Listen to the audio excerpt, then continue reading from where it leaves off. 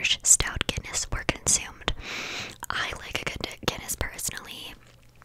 I wouldn't like be able to drink more than one, but I like a good Guinness. I like more of a light beer, like Corona is my favorite beer, if anyone's wondering. But I really like a Guinness beef. That delightful. Where were we? Number 6. The oldest known St. Patrick's Day parade was in 1601 in a Spanish colony at the site of what is now St. Augustine, Florida. Of course, it was in Florida. That's so funny. Number 7. In 1967, an Irish American from Shamrock, Texas, wrote the mayor of Dublin asking to borrow Ireland's famous Blarney Stone for display in Shamrock's St. Patrick's Day parade. Dublin's mayor declined, but sent the Texan a small piece of granite to be the Blarney Stone's twin. That was very nice. It really was. Number 8. St. Patrick's Day celebrates Ireland's patron saint, who is credited with converting Ireland to Christianity in the 5th century. I find that funny that it's like a religious holiday, but not really. Not at all anymore, but it is, but it isn't, you know? Okay, number 9. St. Patrick's Day commemorates the date of St. Patrick's death. According to legend, Patrick was 122 years old when he died. Alright. I just couldn't imagine having like 100 more years to live. Well, I guess 100 minus 3. Sounds stressful. Number 10. Every year in honor of St. Patrick's Day, the Sydney Opera House, the Eiffel Tower, and the Giza Pyramids are illuminated with green lights. The thing I like about St. Patrick's Day is everybody on one day can appreciate the color green, and I, a green lover, the color green, not green, I appreciate that a lot because people are like, ew, green, and then one day to the year they're like, green, and I'm like, green. Okay. Number 11. The color originally associated with St. Patrick's Day was actually blue. It wasn't until St. Patrick's Day became a secular celebration of all things Irish that green became the holiday's dominant color. And number 12. According to legend, St. Patrick once discovered the identity of a sheep thief by using his holy power to command the sheep to bleed in the stomach of the person who had eaten it. That's kind of disturbing. Number 13. Chicago began its annual tradition of coloring its river green in honor of St. Patrick's Day in 1962. I think that's fun. So fun. And number 14. 19th century New Zealanders celebrated St. Patrick's Day with a series of athletic contests. Leave it up to the New Zealanders, you know. Number 15. Leprechauns are commonly associated with St. Patrick's Day. However, these fairy-type creatures come from Celtic folk tales rather than Christian or Irish lore. I thought I said it wrong, but I didn't. I definitely said the word Christian correctly. Okay, number 16. People all over the world eat corned beef and cabbage as a traditional St. Patrick's Day meal, but this food combination is actually Irish-American rather than plain Irish in origin. It's good though. Cabbage and corned beef, sign me up. Number 17. Many bars all over the world sell green beer on St. Patrick's Day. It's festive but not overly appetizing. Although I will admit, beer's like not my favorite, but like I said, I like a good Rona. You know, green beer makes me want to drink it more, surprisingly enough. So, that's all I'm saying.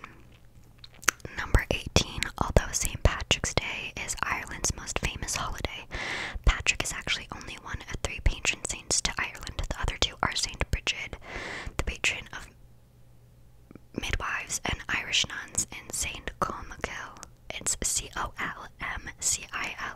Colmcille. I sometimes struggle to say the word Craig.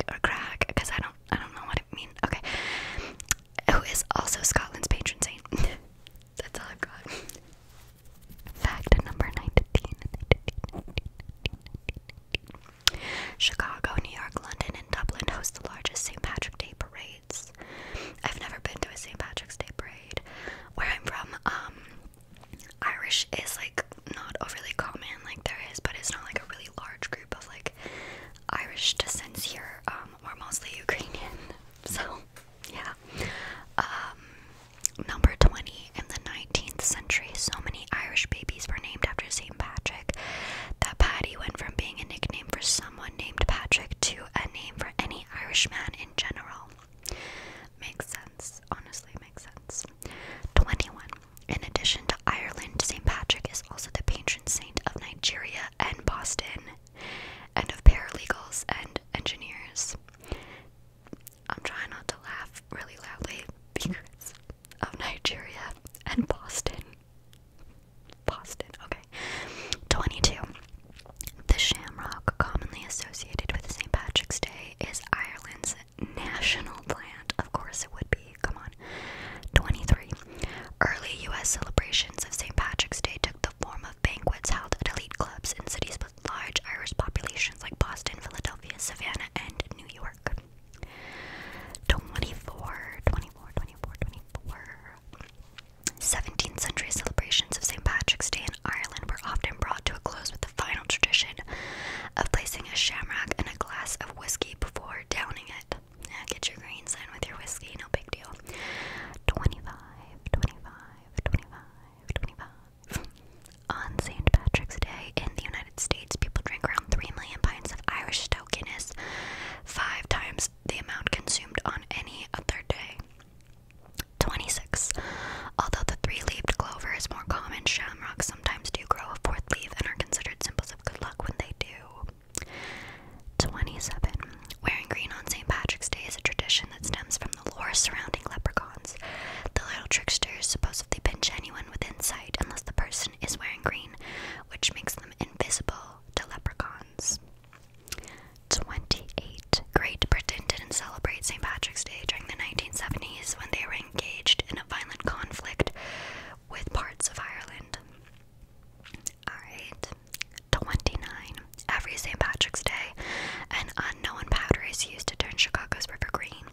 Only members of 2 Irish-American families, the Butlers and the Rowans, know the recipe for the powder and are allowed on the boat crew that distributes it. And now because of this, I'm assuming that it's like safe for the river, like, you know, it's not gonna like do anything it shouldn't.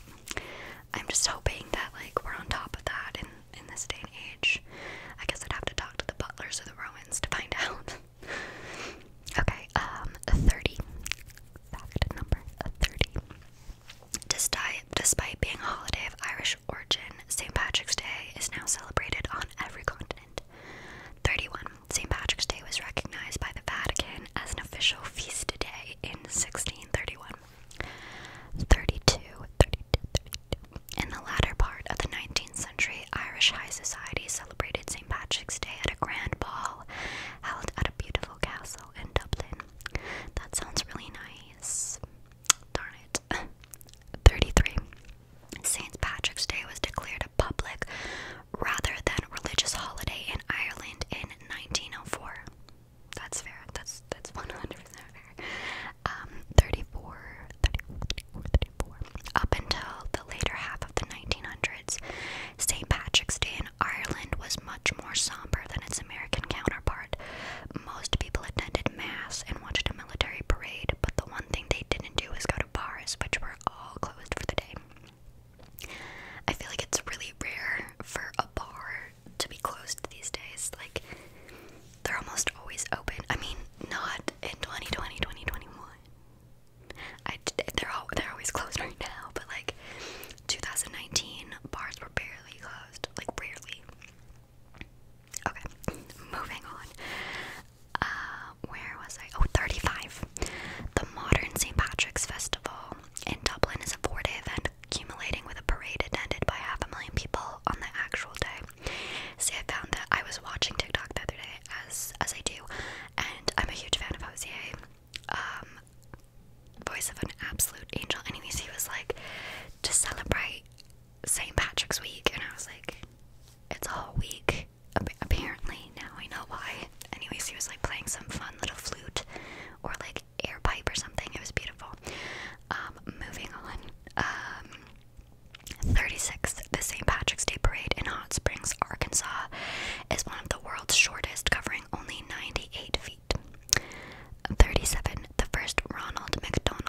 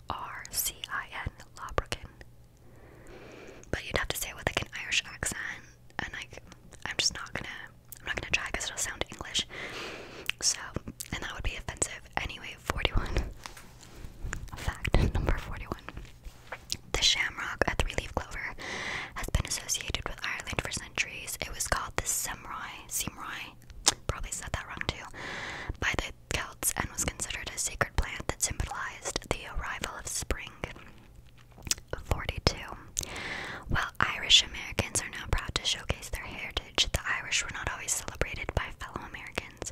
Beginning in 1845, a devastating potato blight caused widespread hunger throughout Ireland, while approximately 1 million perished and another 2 million abandoned their land in the largest single population movement of the 19th century. Most of the exiles, nearly a quarter of the Irish nation, came to the shores of the United States. Once they arrived, the Irish refugees were locked down upon a disease-ridden, unskilled, and drained on a welfare budget. Yeah, the potato famine. Weirdly enough, it's like one thing in history that I've just like known about for a really long time. Like when I was like 5 years old, I was talking about the potato famine, and I think it's because like my mom would make jokes about it. Like, not that it's funny, but I should always be like, yeah, we just don't want to have another potato famine. So I've just like always known about it, and I think that that's like a weird thing that I would just like know from childhood. Like, we're not Irish. My family doesn't have any Irish descent. We're English and Scottish and Ukrainian, but like, I just think it's funny. Anyway, if you didn't know, now you know. 43. Not every single city